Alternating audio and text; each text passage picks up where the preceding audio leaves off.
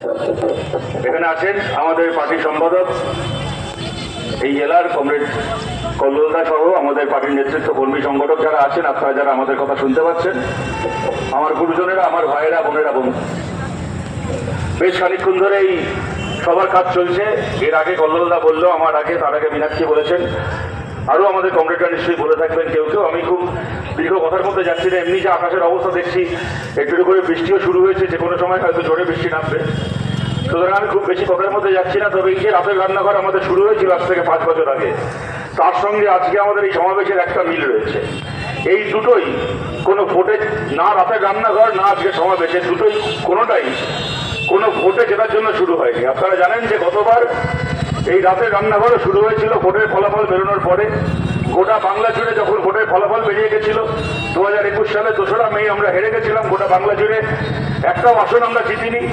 সেই অবস্থায় কোভিডের দ্বিতীয় লকডাউন চলছে, সেকেন্ড ওয়েভ চলছে, লকডাউন চলছে, সেই অবস্থায় এই রাতের রান্নাঘর শুরু হয়েছিল।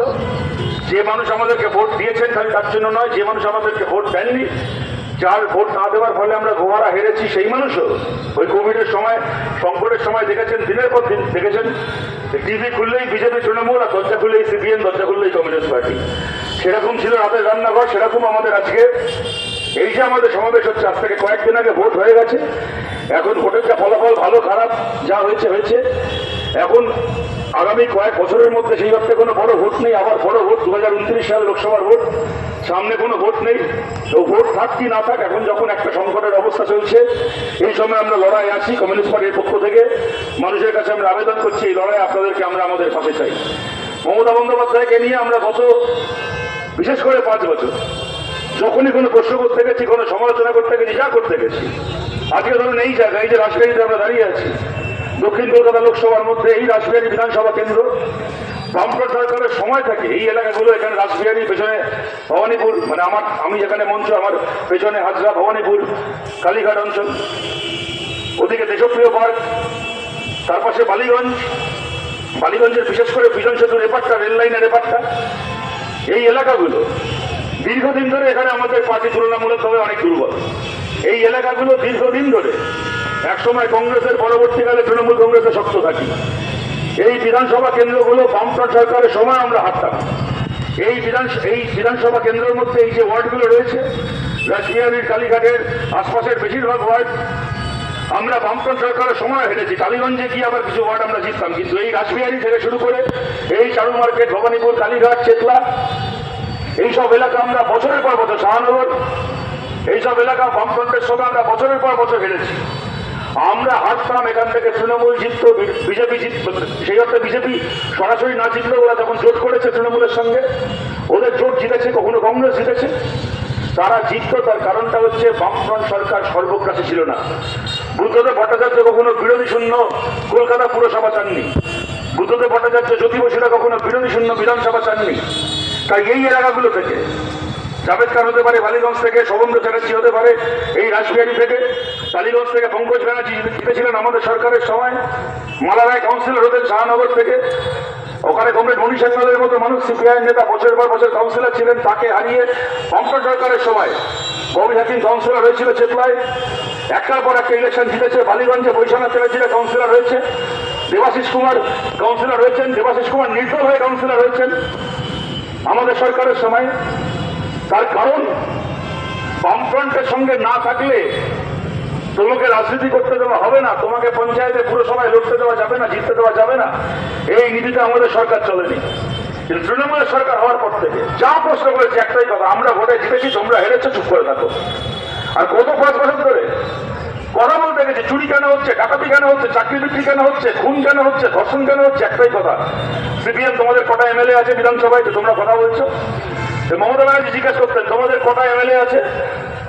আজকে আমরা এখানে দাঁড়িয়ে মমতা ব্যানার্জি, এই যে দক্ষিণ কলকাতা, যেখানে 1991 সাল থেকে আপনি এমপি থেকেছেন, এই যে দক্ষিণ কলকাতা থেকে জিতে আপনি দেশের মন্ত্রী হয়েছিলেন, যে দক্ষিণ কলকাতা থেকে জিতে আপনি রাজ্যের মুখ্যমন্ত্রী হয়েছিলেন, আপনার ঘরের মাটি এই দক্ষিণ কলকাতায় দাঁড়িয়ে আমরা মমতা ব্যানার্জি আপনাকে জিজ্ঞেস করছি, একদিন আমাদেরকে জিজ্ঞেস করতেন সিপিএম তোমার হাতে কটা এমএলএ আছে, আজকে আমরা মমতা ব্যানার্জি আপনাকে জিজ্ঞেস করছি আপনার হাতে কটা এমএলএ আছে, আপনার হাতে এখন কটা এমএলএ আছে।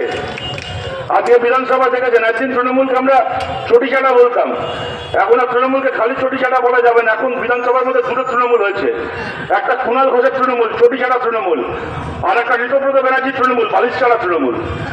এখন দুটো তৃণমূল হয়ে গেছে। আমাদেরকে বলবেন না সিপিএম শূন্য থেকে মহাশূন্য যাবে, মহাশূন্য কে গেল? মহাশূন্য এখন কে গেল? মহাশূন্য কার পার্টি গেল? আমাদেরকে বলতেন সিপিএম কে এখন রাস্তায় দেখতে পাওয়া যায় না, সিপিএম এখন আছে খালি আদালতে আর না হলে ফেসবুকে। এখন অবস্থা দেখুন, এখন পিসি আদালতে ছুটছে, ভাইপো বসে ফেসবুক করছে, সিপিআইএম লাল পতাকা নিয়ে বাংলার মাটিতে দাঁড়িয়ে আছে, হকারের পাশে ভেঙে যাচ্ছে যে মানুষের বাড়ি, সেই মানুষের বাড়ির সামনে। আমরা ছিলাম, আমরা আছি, আমরা এই বাংলায় থাকবো। বিশ্বাস করুন, আপনাদেরকে বলছি, দেখুন আমরা এই কথাটা আজকে না অনেকদিন ধরে বলছি, তৃণমূল কংগ্রেসের এই চেয়ার আমরা দেখেছিলাম। একটা সময় এরা খুব সংগঠিত দল না হলেও এদের দলের অনুগামী ছিল, কর্মী ছিল, মমতা বন্দ্যোপাধ্যায়কে ভালোবাসতেন অনেক মানুষ তারা ছিলেন। এই দেবাশিস কুমার থেকে শুরু করে এই সুব্রত মুখার্জি আজকে মারা গেছেন, যখন সুব্রত মুখার্জি ছিলেন, এই ববি হাকিম থেকে শুরু করে এই মদন মিত্র, এদেরকে আমরা একটা সময় দেখেছিলাম খুব সংগঠিত দল না থাকলেও এটা মমতা বন্দ্যোপাধ্যায়ের নাম করে ডাকলে 5টা লোক জড়ো হয়ে যেত, হই হুল্লোড় করার লোকের অভাব হতো না। সবকিছু আমরা দেখেছিলাম। তৃণমূল জিতেছে, একটা করে ভোট জিতেছে, আর এমন ভাবে দল তুলে দিয়ে পুলিশের ঘাড়ে চলেছে। বিরোধী দলের প্রার্থী আমরা বলতাম পঞ্চায়েত আমাদের লড়তে দেওয়া হচ্ছে না, বিধানসভায় লড়তে দেওয়া হচ্ছে না, কে লড়তে দিত না? তৃণমূল। তৃণমূলের ক্ষমতা ছিল ওদের সরকারের আমলে, তৃণমূলের ক্ষমতা ছিল সিপিএমকে গায়ে জেল লড়তে দেবে না, কানের করে একটা থাপ্পড় মারতাম, ডানগালটা বাগালে, বাগালটা ডানগালে হয়ে যেত, যদি খালি তৃণমূল আসতো। লড়তে দিত না পুলিশের জোরে। বাড়ি বাড়ি গিয়ে আমাদের পঞ্চায়েত মেম্বারদেরকে, পঞ্চায়েতে যারা প্রাপ্তি হবে, বিভিন্ন পুরসভায় প্রাপ্তি হবে, থানা আর ওসি আইসি বাড়ি বাড়ি গিয়ে হুমকি দিয়ে নমিনেশন তোলাতো, রংবাজি করতো পুলিশের কাঁধে চেপে। আমরা বলেছিলাম যেদিন পুলিশ থাকবে না সেদিন তৃণমূল কংগ্রেস দলটা থাকবে না, কিন্তু বিশ্বাস করুন আমরা জানতাম একদিন মমতা ব্যানার্জির হাত থেকে পশ্চিমবঙ্গ সরকার চলে যাবে। আমরা জানতাম একদিন মমতা ব্যানার্জির হাত থেকে পুলিশ চলে যাবে। আমরা জানতাম একদিন মমতা ব্যানার্জির হাত থেকে বড় বড় প্রমোটার, বিল্ডিং মাফিয়ারা চলে যাবে, ব্যবসাদাররা চলে যাবে। আমরা জানতাম মমতা ব্যানার্জির হাত থেকে একদিন এলাকার গুন্ডাগুলো চলে যাবে। আমরা এগুলো সব জানতাম, কিন্তু বিশ্বাস করুন আমরা কেউ আমাদের বাবার জন্য কোনোদিন ভাবিনি মমতা ব্যানার্জির হাত থেকে একদিন তৃণমূল কংগ্রেসের প্রতীকটাও চলে যাবে, মমতা ব্যানার্জির হাত থেকে একদিন ঘাসফুলও চলে যাবে। আজকে মমতা বন্দ্যোপাধ্যায়ের দিকে তাকিয়ে দেখুন, দেখলে করুণা হয়, খালি হাতে পাটি নিয়ে ধর্মতলায় বসে আছে, দলের প্রতীকটাও আর নেই। এমন দিন হতে পারে কালকে যদি মমতা ব্যানার্জি রাস্তায় ঘাসফুল আঁকা ব্যানার টাঙিয়ে তার সামনে ধর্নায় বসে, তৃণমূল কংগ্রেসেরই কিছু লোক গিয়ে ওই ব্যানারটাকে টেনে ছিঁড়ে ফেলে দেবে, বলবে তুমি মমতা ব্যানার্জি ফাঁকা স্টেজে বসে থাকো, ঘাসফুলের প্রতীক ব্যবহার করার অধিকার তোমার নেই। এই দিন আমাদেরকে আমরা দেখছি। কেন দেখতে হবে না? আজকে ঋতব্রত গদ্দার, ঋতব্রত বেঈমান, সব ঠিক আছে। দেখলাম মমতা ব্যানার্জি, দেখলাম কালকে না পরশু ফেসবুকে ভিডিও করে বলছেন যে সিপিএম ওকে তাড়িয়ে দিয়েছিল, ঠিক করেছিল। আরে সিপিএম তো ঠিক করেছিল, অনেক কিছু ঠিক করেছিল। সিপিএম বলেছিল সিঙ্গুরে কারখানা হবে, আমরা ঠিক করেছিলাম। আপনি সিঙ্গুরে কলকারখানা আটকেছেন, আপনি ভুল করেছেন। সিপিআইএম বলেছিল রাজনীতি করুন ভাত কাপড়ের, আপনি ধর্মের নামে ইমাম ভাতা পুরোহিত ভাতা রাজনীতি করেছেন, আপনি ভুল করেছেন। সিপিআইএম রাজনীতি করতো কৃষককে নিয়ে, শ্রমিককে নিয়ে, আপনি রাজনীতি করতেন মন্দিরের পুরোহিত আর মসজিদের ইমামকে নিয়ে, আপনি ভুল করেছেন। সিপিএম ঠিক ছিল, সিপিএম অনেক ব্যাপারে ঠিক ছিল। আপনার কাছ থেকে ঠিকের সার্টিফিকেট নিতে হবে না, কিন্তু আপনি এখন বলছেন ঋতব্রত গদ্দার। গদ্দার যখন আমাদের সঙ্গে গদ্দারি করছিল তখন খুব আনন্দ হয়েছিল, তখন দাঁড়িয়ে দাঁড়িয়ে মজা দেখছিলেন। এখন যখন আপনার সঙ্গে গদ্দারি করছে তখন আপনার শিরে সংক্রান্তি হয়েছে, কিন্তু আপনার এই সাদা লাগবে না, আমাদের লাগবে না, ঠিক আছে, ঠিক আছে, আমাদের লাগবে, ঠিক আছে। এখন যখন আপনার সঙ্গে গদ্দারি হচ্ছে এখন আমরা মজা দেখছি, কিন্তু সেটা বড় কথা নয়। আপনারা দূর থেকে আমাদের কথা শুনছেন, তৃণমূলকে ভোট দিয়েছেন যে সাধারণ মানুষ, তাদের কাছেও বলছি আপনারা আমাদের শত্রু নন, আমরাও আপনাদের শত্রু নই। আপনাদেরকে ভেবে দেখার জন্য অনুরোধ করছি। আপনি বলছেন ঋতব্রতকে ক্ষমা করে ওকে আমি দলে নিয়েছিলাম, ওকে আমি সুযোগ করে দিয়েছিলাম। আপনি ওর কোন অপরাধ ক্ষমা করেছিলেন? সিপিএম ওকে কেন দল থেকে তাড়িয়েছিল? কোন রাজনৈতিক লাইনে তফাৎ হয়েছিল বলে সিপিএম ওকে তাড়িয়েছিল? আমাদের পার্টি থেকে একসময় চারু মজুমদার, কানু সান্যালের মতো নেতারা সিপিআইএম থেকে একসময় বেরিয়ে গেছিলেন। কোনোদিন তো কোনো সিপিআইএম এর লোক আজ পর্যন্ত কোনোদিন চারু মজুমদারকে নিয়ে, কানু সান্যালদেরকে নিয়ে কোনো নেগেটিভ নেতিবাচক কথা বলেনি। কেন? তাদের সঙ্গে আমাদের তফাৎটা ছিল রাজনৈতিক লাইনের তফাৎ। সৈফুদ্দিন চৌধুরীর মতো মানুষ আমাদের পার্টি থেকে চলে গেছিলেন, সমীর পুরতুন্ডের মতো মানুষ আমাদের পার্টি থেকে চলে গেছিলেন। সমীরটা কদিন আগে মারা গেলেন, তারা পিডিএস দল করেছিলেন। কোনদিন তো সৈফুদ্দিন চৌধুরীকে নিয়ে, সমীর পুরতুন্ডকে নিয়ে সিপিআইএম ব্যক্তিগত স্তরে কোনো আক্রমণ করেনি। কেন করিনি? তাদের সঙ্গে রাজনৈতিক লাইনের তফাৎ, রাজনৈতিক বোঝাপড়ার তফাৎ। আজ যদি ঋতব্রত ব্যানার্জির সঙ্গে সিপিএমের কোন রাজনৈতিক প্রশ্নে মতের অমিল থাকতো, আপনি ঋতব্রত ব্যানার্জিকে জায়গা দিতেন, তাহলে বলার কিছু ছিল না আমাদের। ঋতব্রত ব্যানার্জিকে কেন সিপিএম দাঁড়িয়েছিল? এমনি দাঁড়িয়েছিল। ঋতব্রত ব্যানার্জির বিরুদ্ধে একটা মেয়ে ধর্ষণের অভিযোগ করেছিল, ধর্ষণ করেছিল একটা মেয়েকে, সেই মেয়েটার কথা অনুযায়ী, সেই কারণে সিপিআইএম দাঁড়িয়েছিল। আপনি মমতা ব্যানার্জি, আপনি কোন সিপিএম থেকে বহিষ্কৃত কোন সাধারণ এমপিকে আপনার দলে জায়গা দেননি। একজন সাধারণ মহিলা, বালুরঘাটের একজন তরুণী, তিনি নিজে তার নামটা প্রকাশ্যে এনেছিলেন, তার পরিচয় প্রকাশ্যে এনেছিলেন।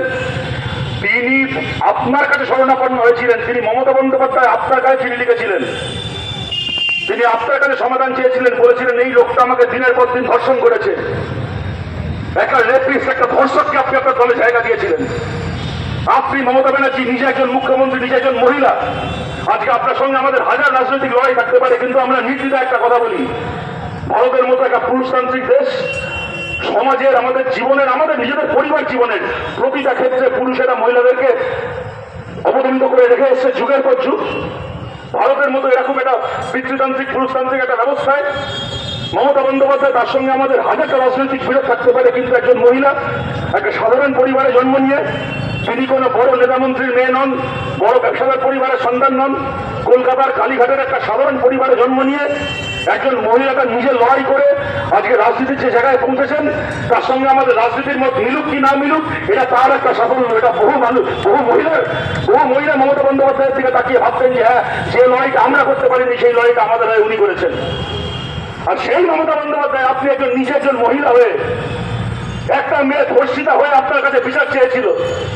আপনার কোনো দরকার ছিল না। আপনার 217 জন এমএলএ ছিল বিধানসভায়। পশ্চিমবাংলায় সরকার করতে 148 জন এমএলএ লাগে, আপনার ছিল 217 জন এমএলএ। আপনার 34 জন এমপি ছিল সেই সময়। পশ্চিমবাংলার মোট 42 জন এমপি, আপনার একার 34 জন এমপি ছিল। রাজ্যসভার প্রায় সব এমপি আপনার, বাংলার সমস্ত মিউনিসিপ্যালিটি আপনার, কর্পোরেশন আপনার, পঞ্চায়েত আপনার, জেলা পরিষদ আপনার, সব আপনার, পাড়ার ক্লাব আপনার, পুজো কমিটি আপনার, বুদ্ধিজীবী আপনার, কালীগঞ্জ ফিল্ম ইন্ডাস্ট্রি আপনার, সব আপনার। আপনার কোনো দরকার ছিল না কোনো ঋতব্রত, কোনো 2 নম্বর 3 নম্বর লোককে।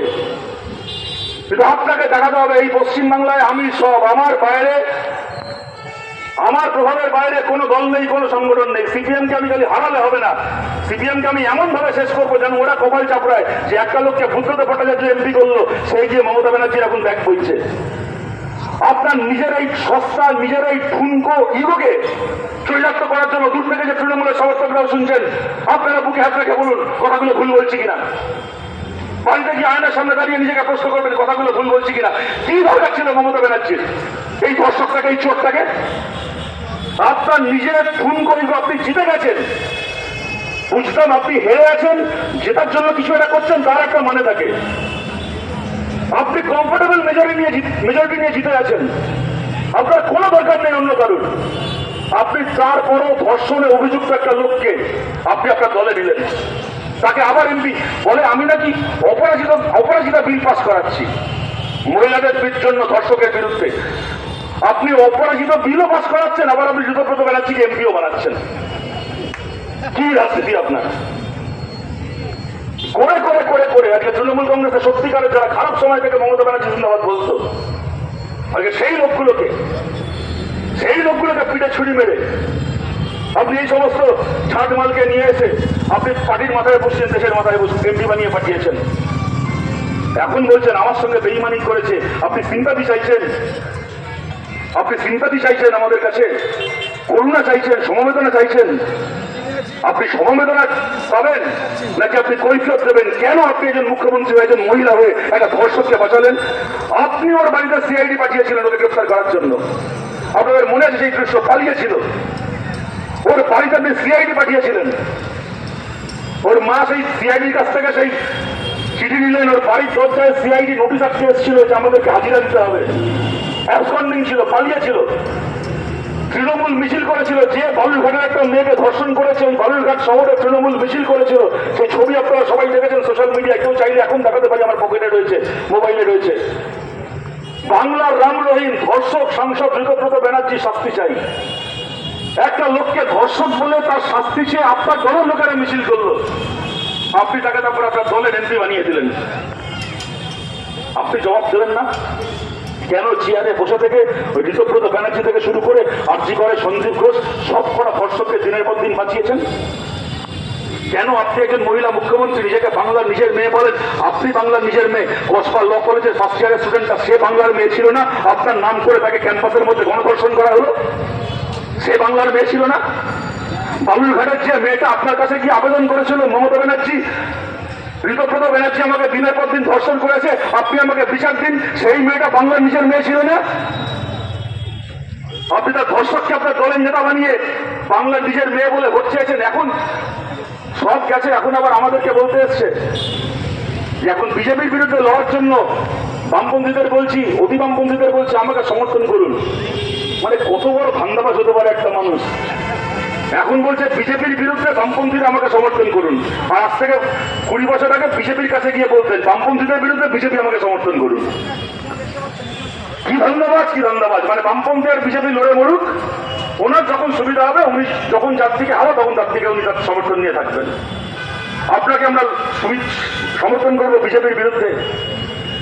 এই রাসবিহারী মোড় সাক্ষী আছে, এই ভবানীপুর মোড় সাক্ষী আছে, হাজরা মোড় সাক্ষী আছে, ওদিকে কালীগঞ্জ ফাঁড়ি সাক্ষী আছে। আমরা কেন্দ্রের বিজেপি সরকারের বিরুদ্ধে লড়াই করেছি, মিছিল করেছি বলে আপনি মমতা ব্যানার্জি পুলিশ পাঠিয়ে আমাদেরকে কুকুরের মতো রাস্তায় ফেলে মেরেছেন। এই রাসবিহারী মোড়ে মারতে মারতে পুলিশের কাছে তুলেছেন, মনে নেই?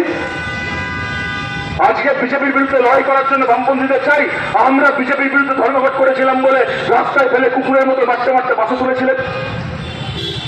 আপনাদেরকে বলছি, মমতা ব্যানার্জি আপনাকে বলছি, আপনার রিটায়ারমেন্টের সময় হয়ে গেছে, আপনি এবার বাড়িতে বসে আছেন, বাড়িতে বসে থাকুন।